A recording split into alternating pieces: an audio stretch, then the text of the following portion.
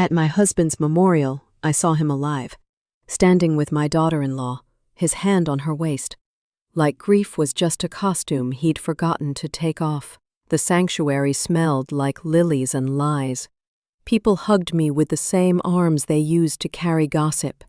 Pastor Ruth folded my hands into hers and said words about endurance that tasted like ash on my tongue. My son Daniel had chosen the slideshow.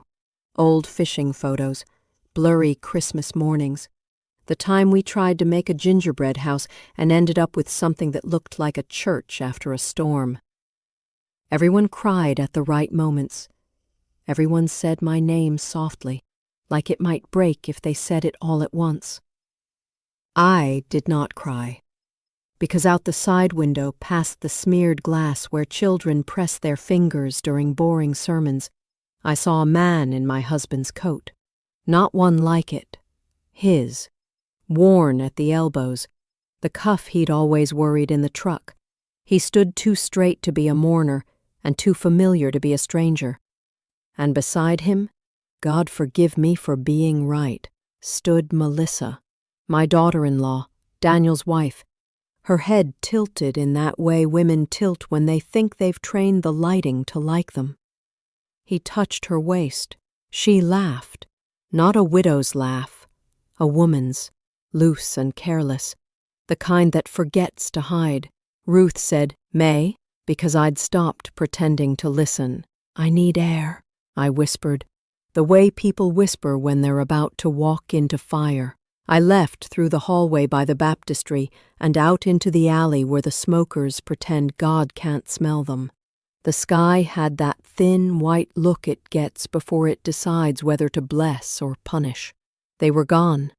The coats, the laugh, the ghost, evaporated like breath on glass.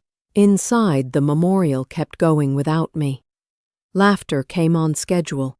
The casserole ladies lifted their pans like a second liturgy. Daniel put his arm around my shoulders and pressed. I took off my coat, put the lilies in water, because the living still need tending, and went to the back bedroom where the old floorboard still gives under my heel. Butterknife, pry, lift. The lockbox blinked up like a coal. Inside, insurance papers, the deed. A letter from my husband dated 14 months before he died, and a key I didn't recognize. The letter was addressed to May when you need the whole story. His handwriting held steady for 3 lines, then slanted, then steadied again, the way a man writes when he has decided to outrun consequences and hopes his pen will forgive him before God does. May, it began, if you're reading this, something has gone wrong, or I have done something I cannot explain inside a church. There is a policy I never told you about. Not because I wanted to leave you poor, but because I thought I could make everyone rich. If men could live on intentions, I would have 1,000 years. He had listed numbers, an agent's name, a small bank with a safe so old it clicked like a metronome. He had not written the word sorry. He had written, I miscalculated. Men like my husband call betrayal math when they're ashamed to call it sin. I set the letter down, boiled water I did not intend to drink, and called Alvarez. He answered like he'd been standing beside the phone, which is how righteous men rest. "Tell me what you know," he said. "I think he isn't dead," I answered. "And if he is, he died in a coat that can walk." Alvarez came with a folder and the face people wear when they're about to deliver a needle with the candy still in its wrapper. He sat at my kitchen table, listened to the memorial story, to the alley, to the coat, to the waist, to the laugh. He read the letter. He didn't touch the key. "There's a kind of policy," he said carefully. We sit in chairs, count stitches, and teach ourselves the patience our children never learned. Outside, the wind pushed the lemon tree against the window like a friend who'd come to keep watch. I told the house, if he is alive, I'll find him. Then I folded the gloves again and made them into a small bird that would not forget how to fly just because the room had gone quiet. Morning came thin and gray, like paper you can see your hand through. Alvarez arrived with coffee that tasted like penance and a list that looked like faith. We started with the easy sins, the mail. He slid a small device from his pocket. Informed delivery, he said, as if the post office were a sacrament, and pulled up images of envelopes that never reached my box. 2 caught his eye. Both from Prosperity Mutual, an insurer that sells promises in serif fonts. One was addressed to Estate of Harold Carter. The other, Policy Administration, Beneficiary Update Enclosed. Death certificate first, Alvarez said. He called the registrar, used the tone that makes clerks remember they too will be old one day, and asked for a chain of issuance. 3 copies had been printed. 1 to the funeral home, 1 to the law office Melissa recommended to handle everything, and 1 picked up in person by a man who signed in a hurry and left his middle initial behind like a breadcrumb. Harold never used his middle initial unless a form bullied him. Bank, I said, touching the key in my pocket the way women touch rosaries when the doctor is late. The bank was small enough to be nervous. The manager had the soft hands of someone who opens vaults but has never lifted anything heavier than a policy. He examined the key, checked the ledger, then nodded as if he'd been expecting a different ghost. Box 312, he said. We have you on file as co-renter. No one's accessed it since the week before Mr. Carter's passing. Practically for dead. A second page. Beneficiary change form. Primary listed as May Carter, crossed out neatly replaced. With Melissa Hart, trustee of the Cider Row Family Trust.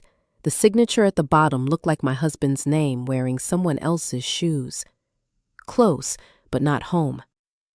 Alvarez exhaled through his nose, the way men do when anger keeps its coat on. Forged or coerced, he said. Either way, we have a felony in a Sunday suit. There was a ledger, Harold's numbers, small, tidy, payments in, payments out, names I didn't know.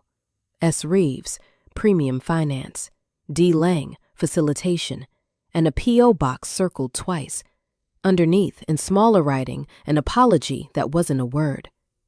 It got away from me. At the bottom of the stack, a photo fell out, not glossy, not staged, a cheap print from a strip mall printer, the alley behind the church, my husband in his coat, profile turned, Melissa's hand on his wrist. Date stamped, the day of the memorial. He wasn't looking at her like a man in love. He was looking at the door, like a man counting exits. Not romance, I whispered. Logistics.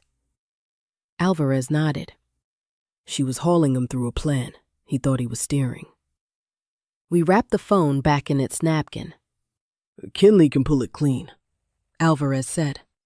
Burner or not, someone texted from it after midnight. Do not sign anything, I murmured, and the room decided to tilt with me. On the way out, the manager cleared his throat.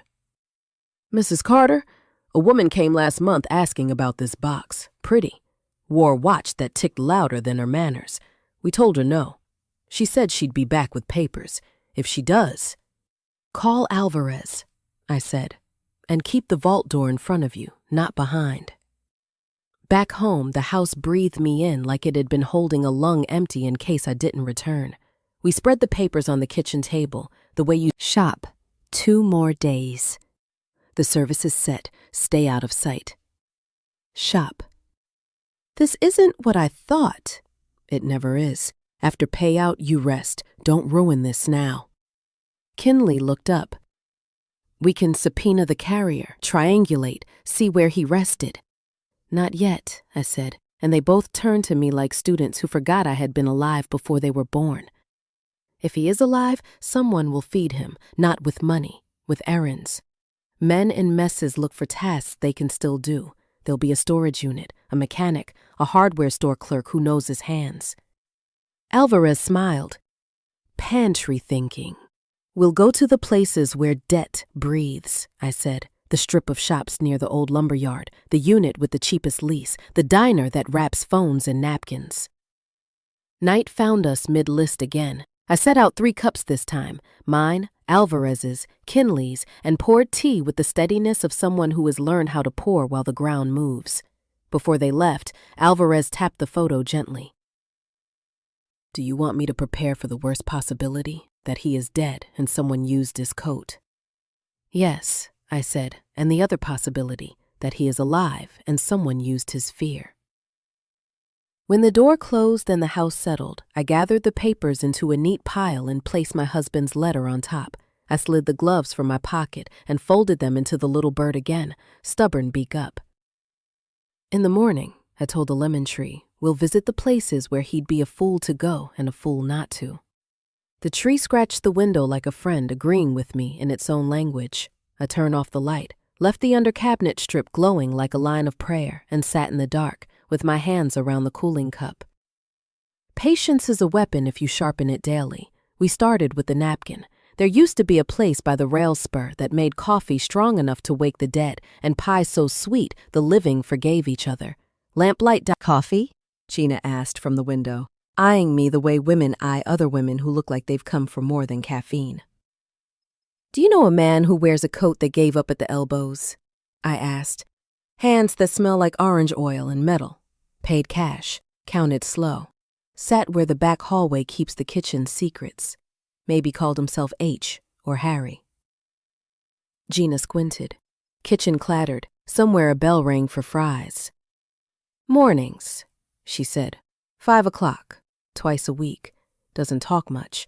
Wipes his own table like someone raised him right and wrong at the same time. Wrong, I echoed. Pays with 20s from a bank that doesn't ask his name, she said. Looks past you when you ask about family. His eyes go contrail, straight line, fast, disappearing. Tomorrow? I asked. She nodded. Friday's a 5 o'clock man, she said, and he never misses a Friday unless the Lord eats the calendar. We left her a tip that would buy more pie than we ate. Alvarez tucked the receipt into his file. Kinley drifted in and out like a shadow the sun hadn't made up its mind about, checking angles, cameras, how a door swings when it's for delivery, not customers. They've got a back camera, he murmured. If he comes, we'll have him twice. Next, the mailbox place, mail drop and more. The kind of shop that pretends to be a post office for people who don't want their mail to know where they live. The counter kid had the look of someone who could teach a master class in forgetting faces on purpose. Alvarez showed his card. We're looking for P.O. Box 679, he said mildly. Owner of record, Cider Row Family Trust. The kid's chin tipped up a hair. We cooperate with law enforcement only, he recited. Officer Kinley, Kinley said, showing badge not like a threat but like a mirror. We'll be back with paper, for now. Just tell me if the owner is tall, wears a navy suit, and tells you his time is worth more than... Always 3 at a time, like he's measuring time in weather. Likes the 2-inch ratchet straps, claims the 1-inch doesn't respect his load. He grimaced. Men who talk that way ain't hauling furniture. Unit number? Kinley asked. Not my business, Frank said. But he keeps keys on a carabiner and jingles them when he thinks. Not the behavior of a thief, maybe the behavior of a man who knows a thief. We walked to the storage facility, Carter Street Self-Store.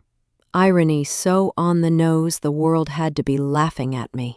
The manager was a woman in her 60s with a gray braid and a crossword puzzle behind the glass. We're full of people who don't want to talk about where the couch went, she said. You'll have to be more specific. Do you know a man who calls himself H Shop? Kinley asked. Pays cash, comes early, argues about climate control like it's a theology. She pursed her mouth. Unit D12, she said finally.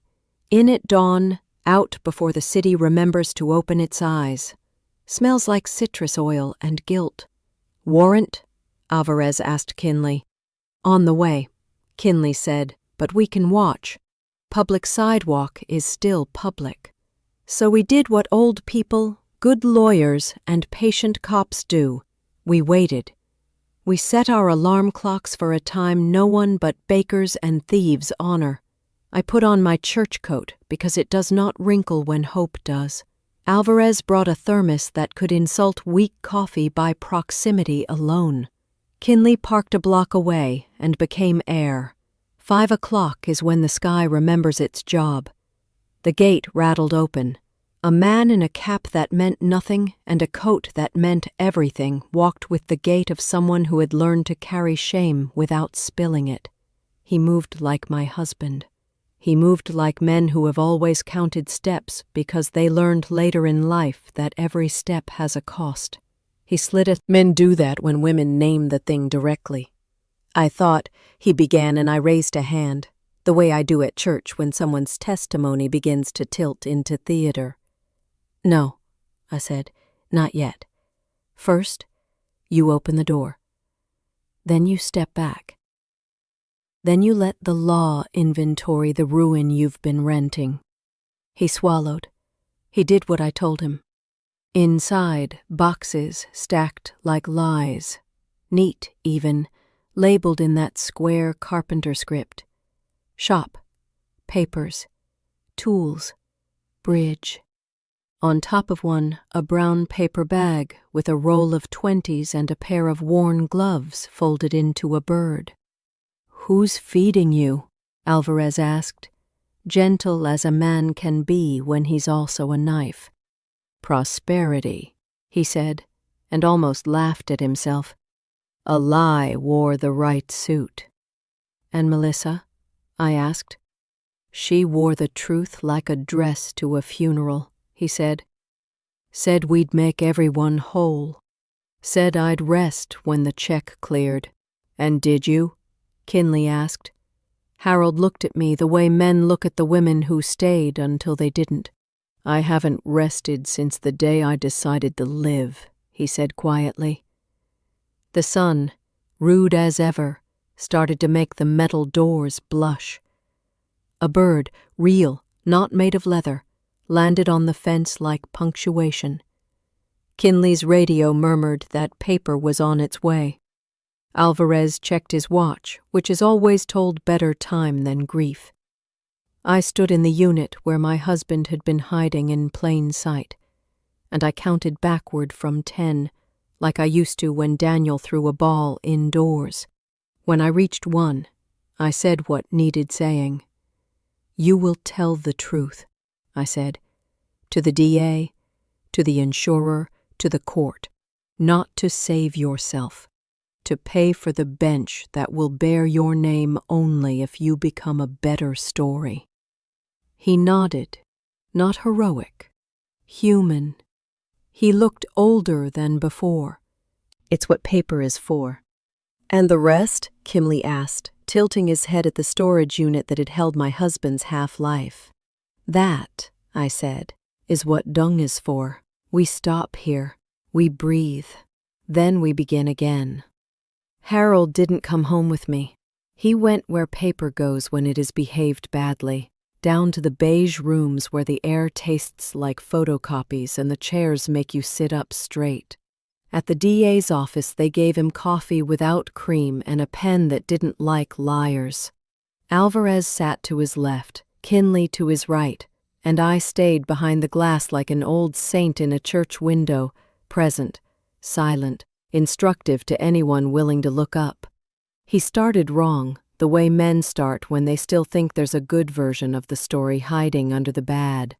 It was supposed to be temporary, he said, a bridge. He nodded at the folder in the box that carried that same word like a dare. Bridges go somewhere, Alvarez said gently. Where did yours lead? To a policy, Harold breathed. Prosperity Mutual. Premium financed. That means you borrow to pay the premiums, expect to die before the bank collects. He winced. It sounds sane until you say it out loud in front of your wife. And the beneficiary change? The ADA asked. A woman with a braid like a rope you could climb out on. Melissa brought the form, he said. Said a trust made taxes easier. Said she'd swap it back after I. He shut his eyes. I wasn't going to run. Just step aside until the checks cleared. Then die on paper again. This time into an annuity. There were charts. When someone shows you charts, you forget your hands know the truth and your head starts doing tricks. Who forged May's name? The ADA asked. She didn't, he said quickly. She forged mine. I felt something in my chest adjust by a notch. Not forgiveness. Structure. I am. And you were going to let us bury you twice, Daniel said. He didn't raise his voice. He didn't need to. Some sentences come pre-amplified. Harold's shoulders sank the way fence posts do when the ground beneath them remembers rain. I thought I could fix it from the outside. You were always better at fixing from inside the house, I said. You just forgot whose house it is. We took him back to the unit once the DA had him on paper and the insurer had him on hold. Inventory with chain of custody. Photos at angles any jury could understand. On the third box down, beneath shop and papers, a smaller carton labeled Lang. Inside, cashier's check stubs, receipts from a notary with a stamp Lee didn't like the look of, a business card, Dorian Lang, facilitation and placement. No website, a phone number with more nerve than digits. Alvarez smiled without humor. Our Mr. Lang placed people on paper in places they never visited. The kind of man who uses verbs to confess. We drove to Route 12. The motel's sign blinked OTL because the M&E had lost the will to live. The manager handed over the register without dancing. Guy paid cash, tipped housekeeping with wrapped mints like that made him a gentleman, sat with the door cracked. The kind of guest who thinks half open is the same as welcome. He pointed with his mouth. Lady in a good coat came twice a week, brought a folder, said she was his niece. I don't believe in nieces. In the parking lot, a crow tilted its head like it had heard this story before, and didn't approve of our pacing. I called Gina. Tomorrow's Friday, I said. He'll come, she replied. Men trying to be brave never miss their coffee. We set the morning like a trap that regrets itself. Gina wiped the back table twice. I sat where I could see both the door and the kitchen pass through. Alvarez took the stool by the register. Kinley was air again. She'd seen the DA's press line about ongoing inquiries. She'd read the firm's email about cooperation. She still thought if she walked into a room and held her chin level with the doorframe, the room would lean to accommodate her. Harold, she said, we need to talk. No, I said, you need to listen. She looked at me the way a person looks at a lemon rind when they wanted a slice and got the part that makes your mouth remember itself. You have no idea how this works, she said. Interpleader means the court decides. You'll be dead before it's sorted. I've made peace with long processes, I said. It's the short cons that offend me. Alvarez stepped between us like a comma, and Kinley came in from nowhere, badge not flashing, just breathing. Ms. Hart, he said, we have some questions about letters, about templates, about a mother's trust with your name on the line. She laughed, but the sound had cracks. You think you can scare me with paper? She asked. No, I said, and slid my husband's letter across the table so she could see the sentence that had become our spine. I can steady myself with it. Gina poured coffee for everyone like a sacrament you don't have to believe in to receive. The sky outside began to consider morning, and the street yawned. In the booth behind us, two roofers argued quietly about shingles. The world kept doing its job while we finally did ours. Harold looked at Melissa, then at me. "I'm ready," he said. "For what?" she scoffed. "To be poor and decent," he answered. "It's a kind of wealth I forgot the value of." There was no applause. There was paperwork. There was a quiet, stubborn thing settling in the room like dust that refuses to leave because it owns part of the light. When the cups were empty and the scene had decided it was done with us, we stood. I paid them. The DA filed a parallel elder abuse petition against anyone who had worn the plan like perfume, Dorian Lang included. APS appended their sanctions request for the malicious reports like a sharp little footnote with teeth. Melissa sent her own paper, a settlement offer fat with NDA clauses. Mutual non-disparagement, mutual confidentiality, mutual destruction of all copies. She dangled a number with commas, then wrote the line men like her always think is a kindness. This spares the family further embarrassment. I made tea. I put the letter under the teapot. Heat traveled through porcelain into the words until the glue softened and the envelope peeled open like a bad decision. I texted a photo of the warped pages to Alvarez with a single line. I prefer embarrassment to silence. Harold slept at the church guest room. Pastor Ruth insisted. "Repentance belongs to the sanctuary," she said. "Also, my guest bed is sturdier than whatever lies he's been telling himself." He helped in the pantry during the day, hauling cases of beans like he was paying tithe in pounds instead of dollars. People watched, then decided to let the work speak before they did. At night, we met at my kitchen table with pens that didn't like liars. Harold wrote a sworn statement in a hand that had built cribs and cabinets. He named names. He laid out numbers. He wrote the part that hurts to read and worse to write. I saw my wife at my own memorial and did not stop it. Alvarez brought in Marjorie, our alto who reads wills by day and descants by night. She set the forged beneficiary change beside 3 known signatures and didn't blink. "Slant is wrong," she said. "Terminal strokes drop when he's tired. This one rises like a person performing optimism." She penned a neat opinion that will sit in the file like a small, patient stone. Kinley came with a report from the funeral home. No body scanned, closed casket by family request, citing condition. The insurer's counsel went first. Cool, dry, leather shoes that don't squeak. "We take no position on beneficiaries," she said, which is insurer for we take the position of not getting sued. She confirmed the funds were deposited with the court. Alvarez laid our file on the table like communion. Chain of issuance, the vault inventory, the phone logs, the motel receipt, Gina's napkins, Marjorie's opinion, APS's memo, DA's petition. He spoke without flourish, which is the only way to speak when the truth is already dramatic. "Constructive trust," he asked. "Enjoin Ms. Hart from touching a penny. Refer the forgery to the grand jury. Order restitution to the premium finance lender out of the fraudster's pockets, not the widow's." Melissa's attorney wore a suit the color of denial. He tried the usual: misunderstanding, grief, clerical errors. He gestured at Harold like a prop that had forgotten its cue. "Mr. Carter's statement is self-serving," he said. "My client sought to protect assets during a difficult time." The judge slid her glasses down her nose the way women do when they have raised both sons and standards.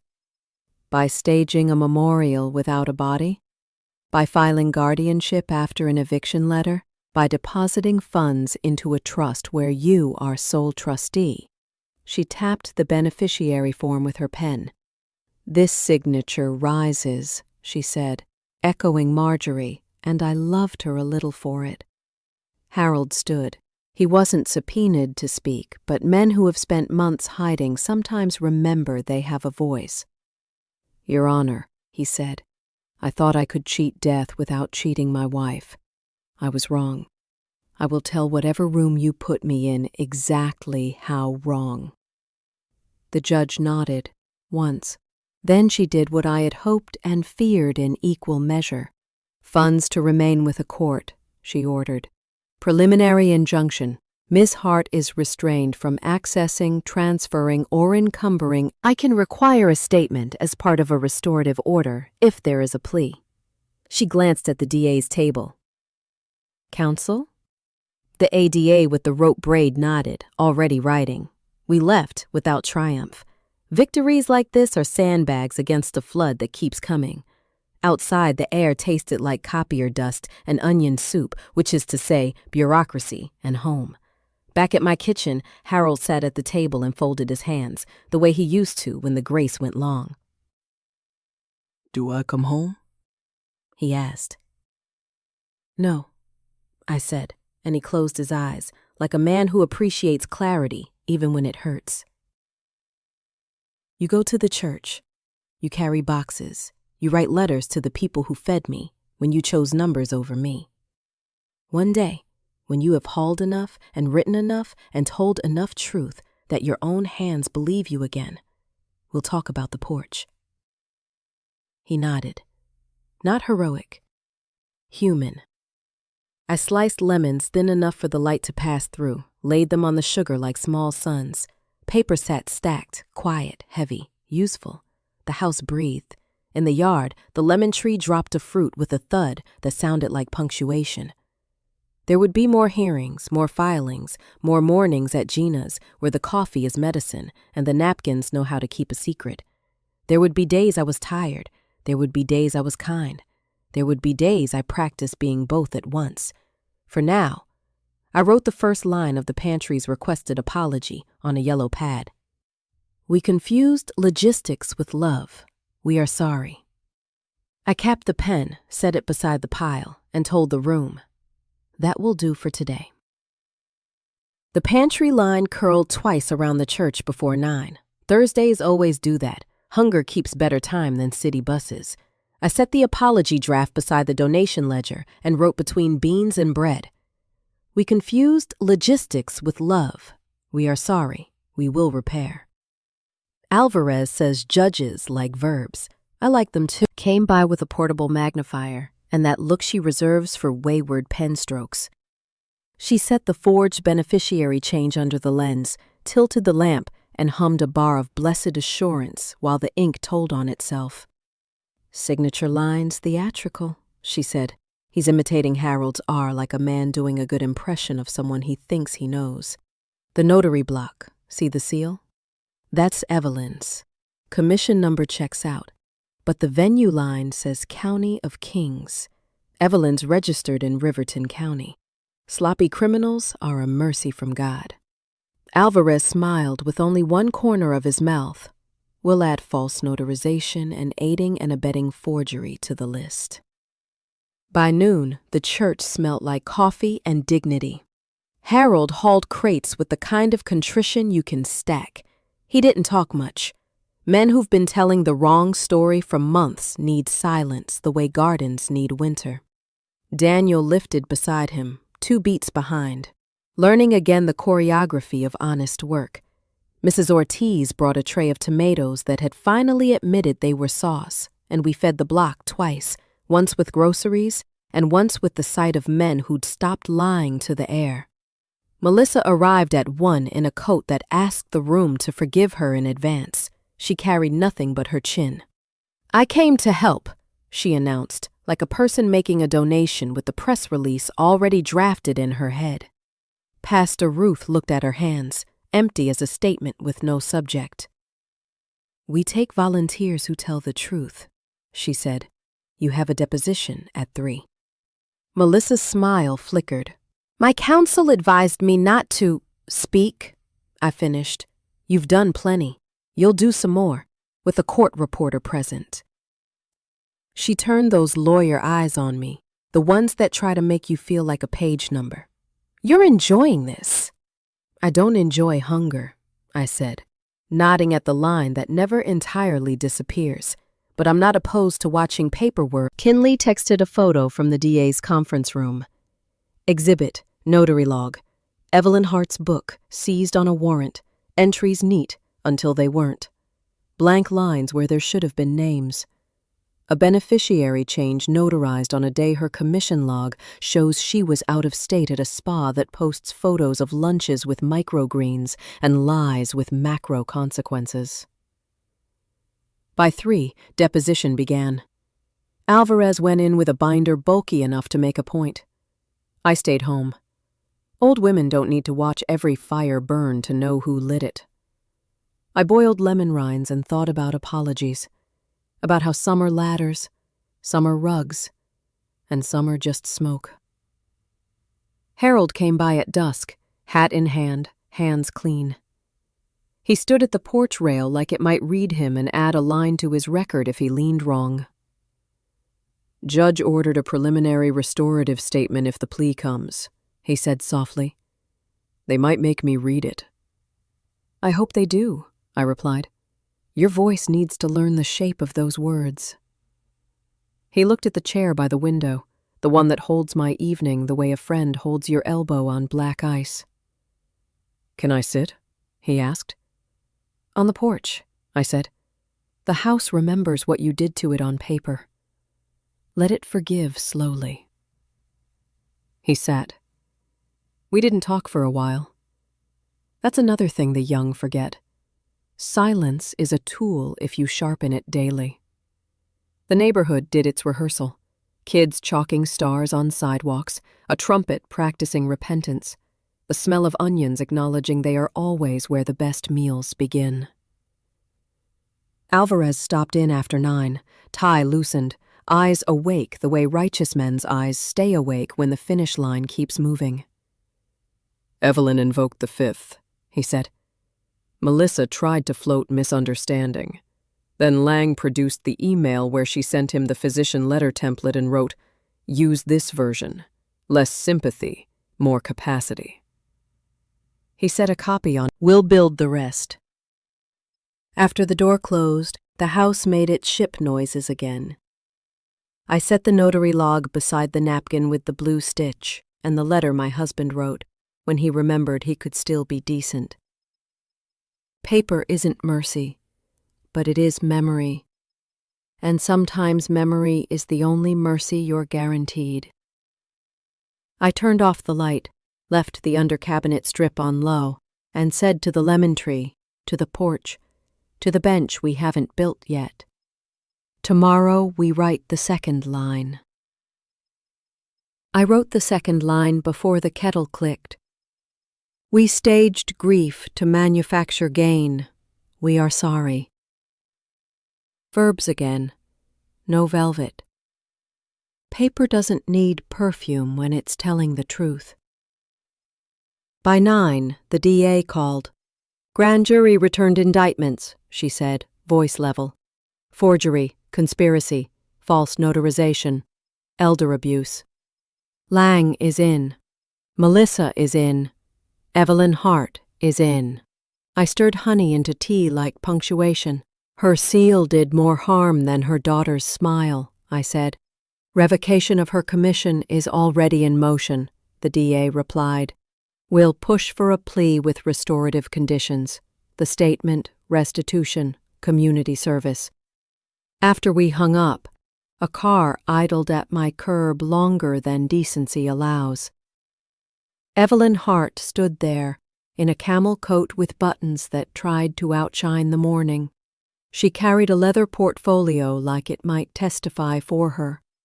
Mrs. Carter, she said, stepping onto my walk without asking the concrete's permission. We're women. We understand how men make messes. We're women, I said. We understand ink. You put yours on the wrong truth. She lifted her chin. I notarized what I was told was a family matter. If there were irregularities, I regret them. Regret is fog, I said. Remorse is rain. Try again. Her mouth tightened. Do you read? Not from the widow's pocket. Community service hours at Pantry and Clinic. Minimum 500 total. Public reading of apology at pantry opening day and clinic Thursday. Bar complaint referral for any attorney misconduct. Notary revocation already pending. No contact order with me except through counsel. Add 1, I said. Training. Let them teach new notaries and young associates how fraud hides in etiquette. Ruth underlined it.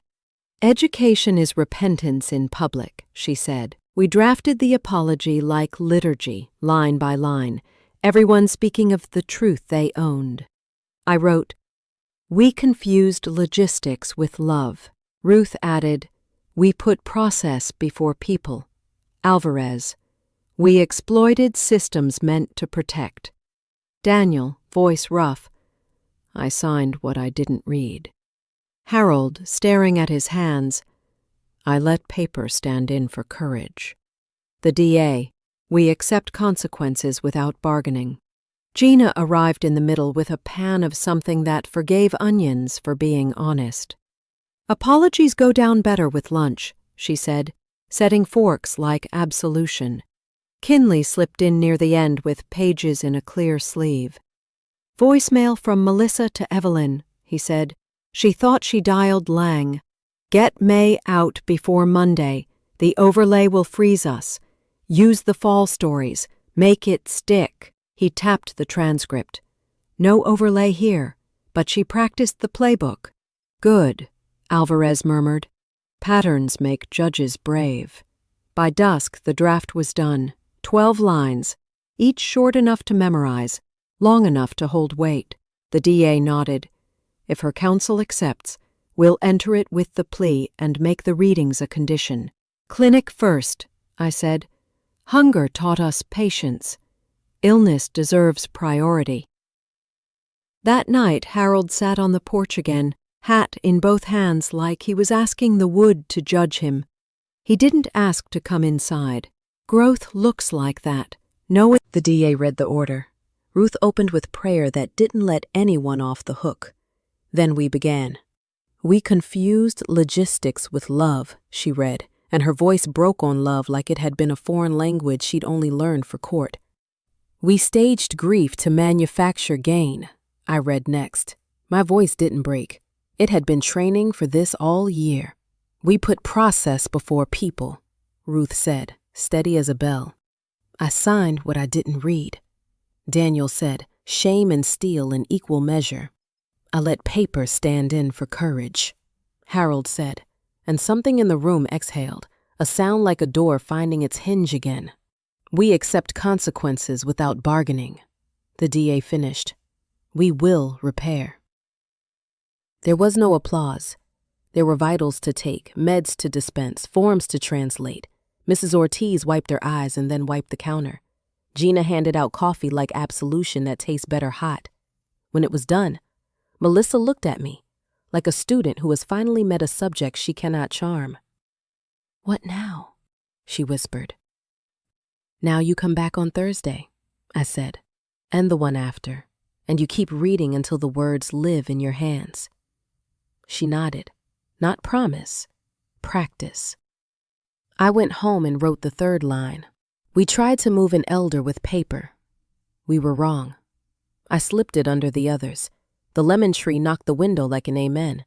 I left the under-cabinet light on low and sat in the dark kitchen, letting the apology cool into something we could serve again without spoiling. Some justice is loud.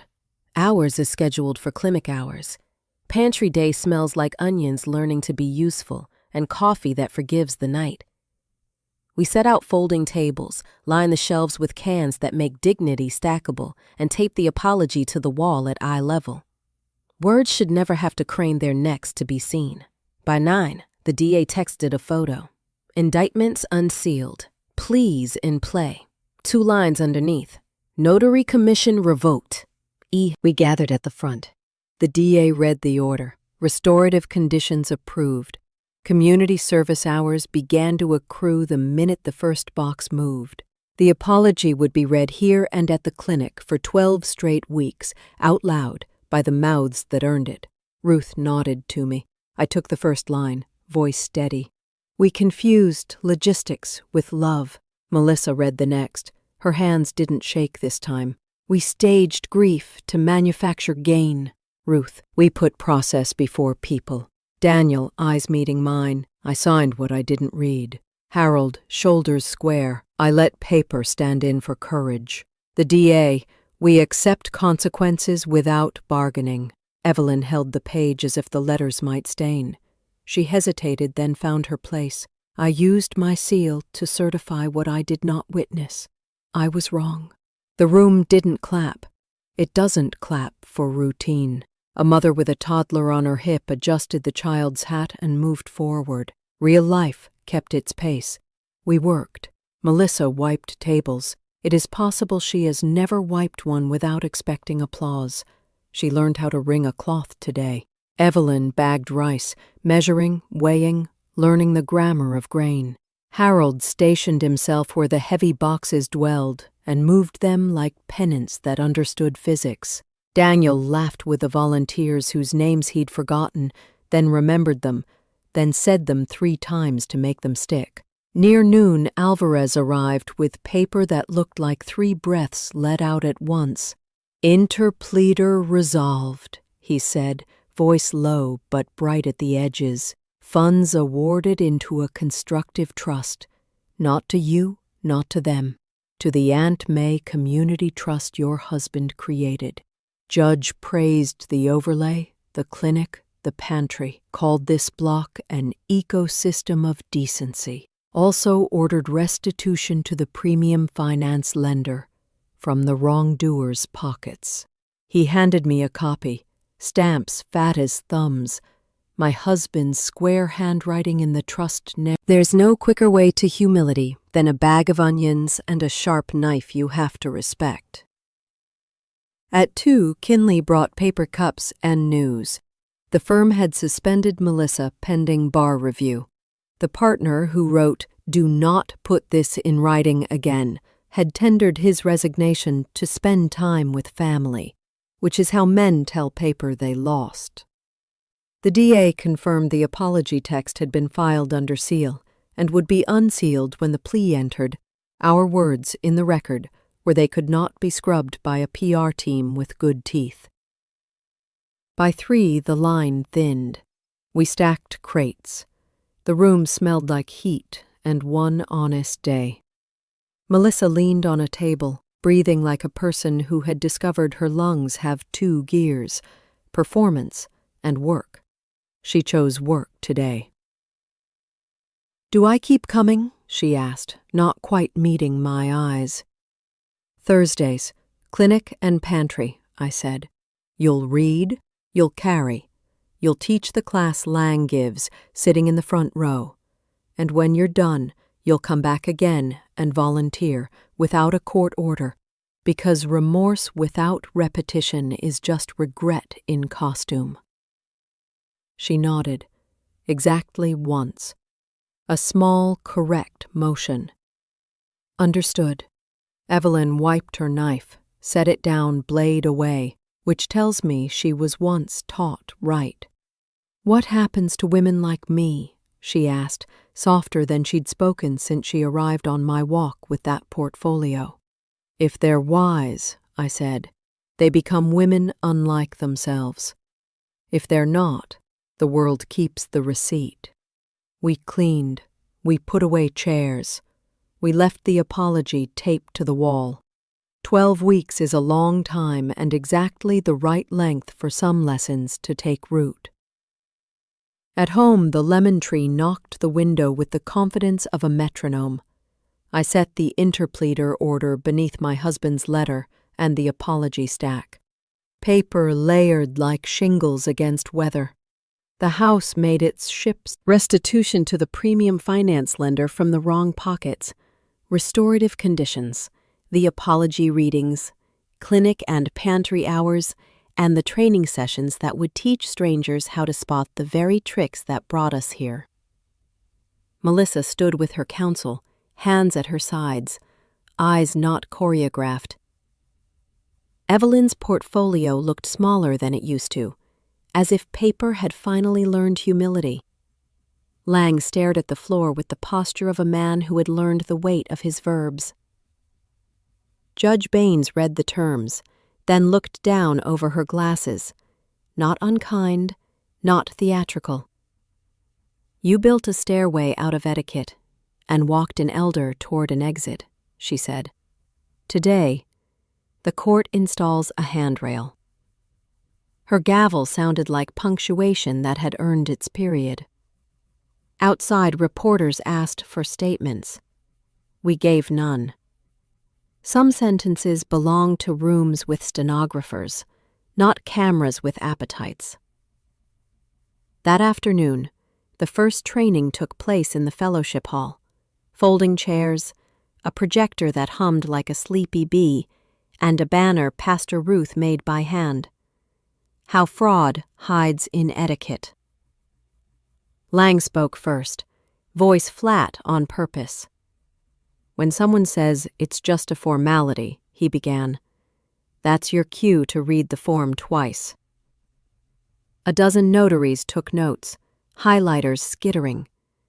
2 junior associates from Calhoun and Sloan sat in the front row, faces as pale as legal pads. Evelyn followed.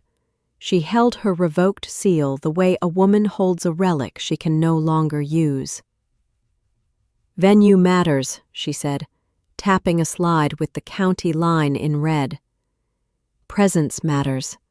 Looking matters. If you are tempted to notarize a story instead of a signature, leave. Her voice caught once, then steadied. Humility, like bread, rises better with time and heat. Melissa's turn came last. She didn't pace or posture. I watched him carry decisions the way other men carry furniture. Awkward, then easier, then like the weight had chosen him back. The bar hearing for Melissa was bureaucratic and bloodless.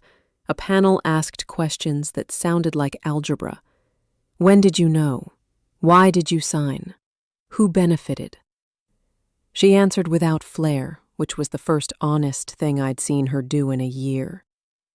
Suspension, 2 years. Ethics coursework, mentorship under a legal aid clinic, completion of all restorative terms. You'll learn what law is for, the chair said. If you don't, paper will spit you out. Afterward, she caught up to me on the steps. I keep thinking there's something I can say, she murmured, that would make you forgive me faster. Say it to the line, I replied. Then say it again next week. We went home the long way, past Gina's, where the bell still rang for fries and the napkins kept their blue stitch. Harold stopped at the counter for coffee and left $2 more than the bill, like a man paying tithe in small coins. Gina slid me a half pie in a box and winked. For the training, she said. Learning makes people hungry. On Sunday, the bench arrived for the strip of shade beneath the lemon tree. City carpenters said it true.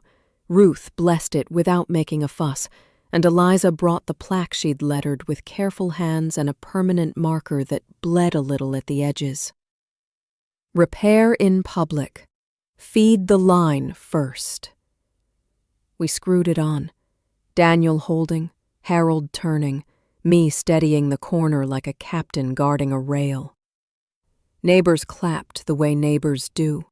2, 3 times, then went back to their errands because dinner doesn't cook itself and justice still needs shopping lists. That evening I sat on the new bench with a plate of pie and watched the neighborhood rehearse itself. Kids turning chalk into galaxies. Mrs. Ortiz arguing with her tomatoes like, teach it what you're for. I tucked it with the rest, turned off the kitchen light, and let the bench hold the evening like a promise. Tomorrow, we read again. The last apology reading landed on a Thursday that smelt like rain, remembering how to be useful. 12 weeks gone, onions, paper, verbs, and education you can stack on pallets. They stood at the front the way pennant stands, not proud, not small, upright. Melissa read the first line without trembling. Evelyn's voice didn't crack until witness. Harold said courage like it might finally learn his address. Daniel didn't read this time. He held the door and said hello by name to 50 people in a row. That's a paragraph in any language that matters. Afterward, Gina wheeled in a sheet cake with frosting thick enough to forgive a year. "We will repair in public," it said, blue letters a little crooked, as if they had learned humility at the last minute. The DA cut slices like a woman who trusts her knife. Alvarez handed me a copy of the final order. Pleas entered, restitution scheduled, constructive trust funded and already feeding, pantry upgrades, clinic meds, 3 scholarships for kids who keep showing up to volunteer even when homework tries to boss them. Training's booked for 6 months, he added. Notaries are sending their cousins, associates to dragon partners. Evelyn's presentation got a standing ovation from a room that doesn't clap unless you've earned it. She cried in the kitchen, where no one had to watch. "Good," I said. "Let the room keep receipts.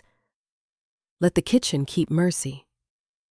We walked home under a sky that had decided to let us be quiet. On the block, the bench waited in the lemon shade like a servant who knows the house better than its owners. Eliza traced the plaque with her finger. Repair in public. Feed the line first.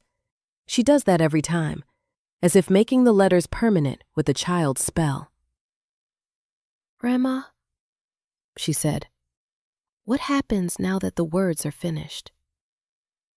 "Now we do them," I said. When the clock ticked the 10th minute, he stood without me asking.